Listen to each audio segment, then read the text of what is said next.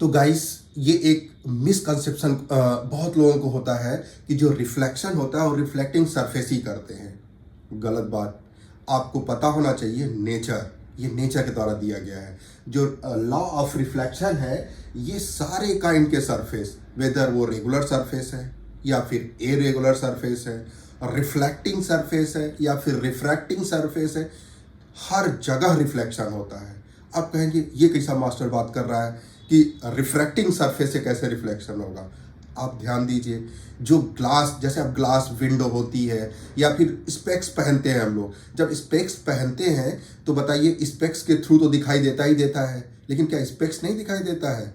Specs क्या कर रहा है? जो स्पेक्स का ग्लास है वो रिफ्रैक्ट भी कर रहा है, उसके थ्रू लाइट जा भी रही है और रिफ्लेक्ट भी कर रहा है, बाउंस बैक भी हो रही है। ये कैसे पता चला बाउंस बैक हो रही है?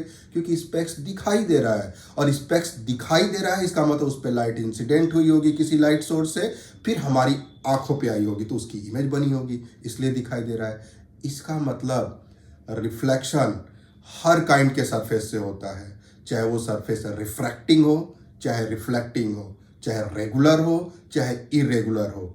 एंड जो लॉ ऑफ रिफ्लेक्शन है, law of reflection, angle of incidence equals to angle of reflection, and incident ray, reflected ray and normal at the point of incidence lies in the same plane. ये जो दोनों law है, ये हर kind के surface पे जहां जहां reflection होगा हर जगह फॉलो होगा।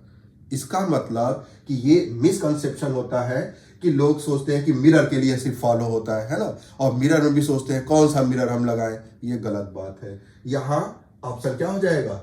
That is option D is correct. Option D आपका करेक्ट हो गया।